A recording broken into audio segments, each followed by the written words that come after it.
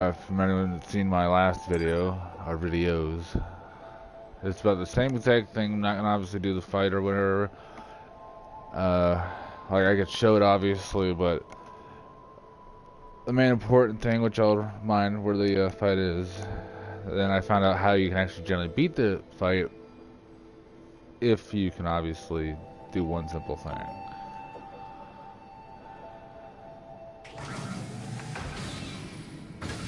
Alright. Now, the fight is generally right here, which obviously you would go up through here, around through here in this little path, and you'd be down here in that pit where you face that one humanoid like robot guy that obviously they spawned in that fight.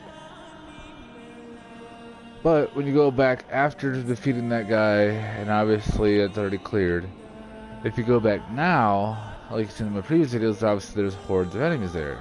Well, what I found out is the easiest way to defeat that whole thing, and obviously be it more of a real win, more or less, is that you have to go in there, obviously use the drugs like I showed you, but you have to use this ability, the P shield, in order to even make it through the damn fight at all. Like, you just have to have this. And obviously this right here, if you can get it, obviously. Hold on. This right here. Because of these two, it makes it a lot easier to actually win. But the main reason why you need the P shield is because when you go in that exact area and you obviously are fighting him and whatnot, once you hear the whole general screaming guy in the background, even if you can't see him, you want to like wait maybe a second, maybe two tops at the most, then activate the P shield and then continue fighting. Because it's that screaming explosion guy, and like in the beginning you have the possibility of being able to actually shoot him down so he doesn't blow you up and kill you. And while you're in the drugged mode, if you have the right stuff on, you might survive the blast, but it's not guaranteed. But if you only use 2 of the E-drugs, you can still generally hear him screaming. And as long as you obviously remember to always bubble whenever you hear that screaming guy coming near you, you should be able to make it through, as long as you can obviously avoid the larger guy, not the giant guy, but the larger guy, the smallest guys. If you can avoid his heavy combo, then you should be able to make it through there just fine, like I did on my last playthrough. Not on video, because I wasn't streaming at the time. But the main important thing I found out was, after you kill everybody, after you kill the giant guy, you only have so many seconds to collect all the items in the area, and then get the hell out. Because apparently it was the creator's idea to make a survival mode, because you have enough time to collect the stuff and then leave, hopefully, because if you don't, the small guys respawn first, the explosion guy will come out of nowhere and respawn, and ultimately the big guy will respawn as well.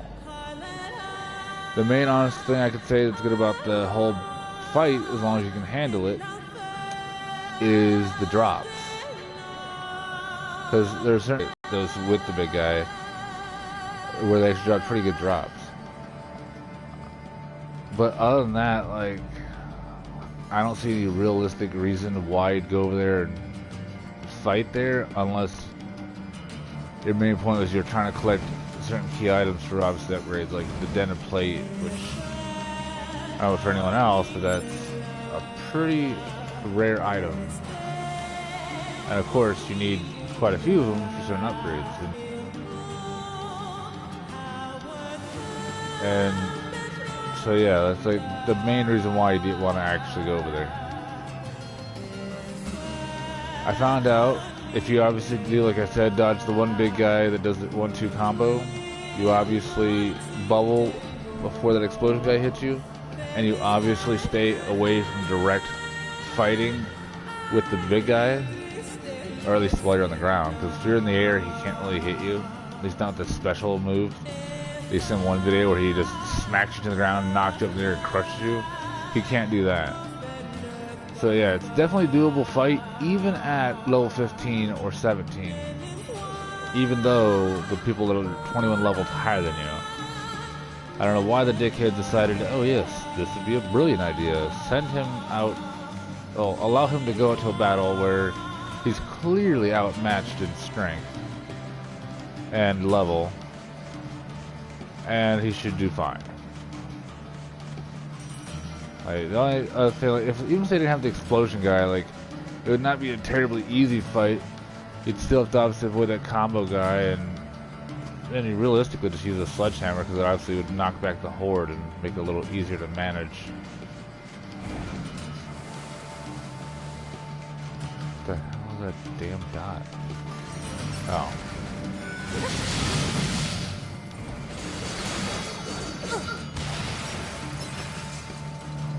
As you can see, that is definitely a good move to use and abuse, if you can.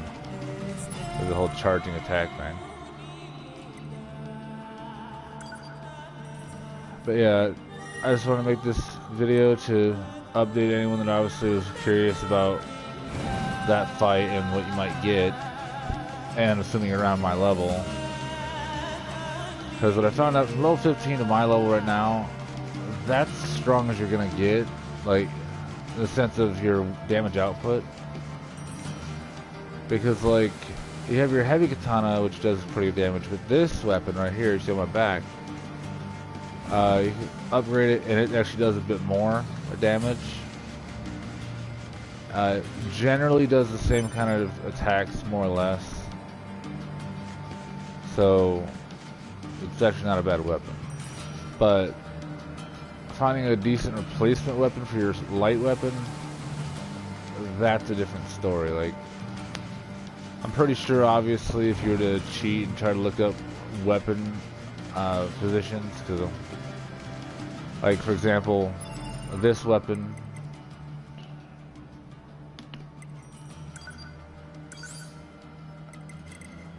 let me get to it.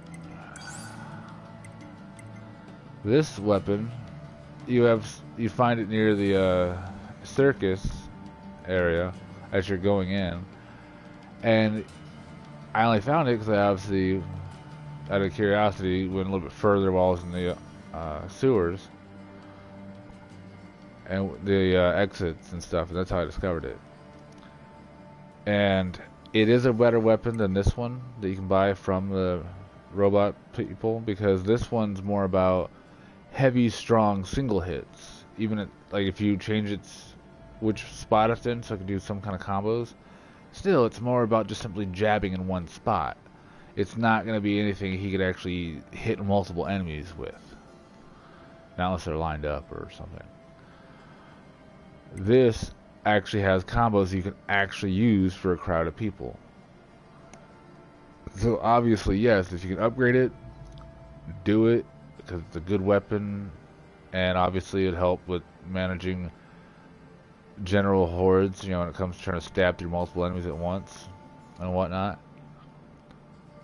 But there isn't, because of obviously the upgrade items being a pain in the ass to get a hold of, that's why mine's only level 2. That's when I forget why it's level 2, but still, much better weapon than this. But I'm kind of interested to just look up the some of the weapon spots, just because out of curiosity, I obviously want to know what's available for you to actually get. But obviously, in my opinion, anyone obviously enjoys the challenge of a game and the exploration of a game, you really don't want to just go and look up placements for stuff, because if you do, it ruins some of the fun. Even if it's just finding an item, because obviously part of playing a game is exploring and obviously fighting. And obviously, if you discover a new weapon, then alright, awesome. But if you obviously just go seek them out, seek them out because you obviously know what's there, then it's not exactly as much fun because you're not truly discovering anything. You're just following what someone clearly mapped out and told you exactly how to do it, and that was it.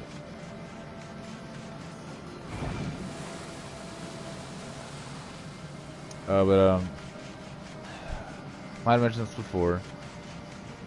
If you get the whole quest where you have to deliver the synthetic oil or whatever the hell it is, you could obviously do that, but it unlocks missions that are kind of a pain. Like, for whatever odd reason, around that time, the game creators thought, oh, you should probably have your weapons to a decent upgrade level, so let's make a lot of the enemies 21 levels higher than you, or more. Because only after turning in that oil does it unlock this side quest mission to help out these, you know, clown robots.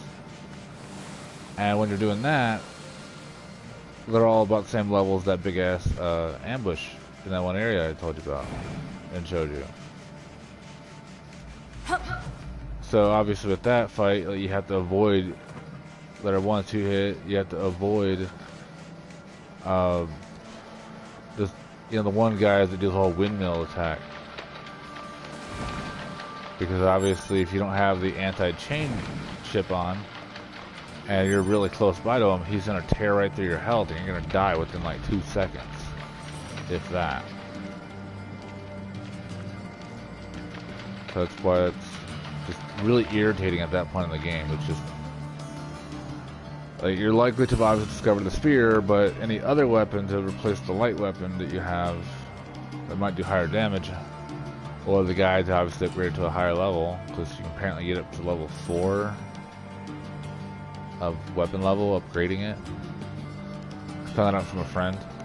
Because obviously the guy in the resistance camp says it's about level 3 or something like that.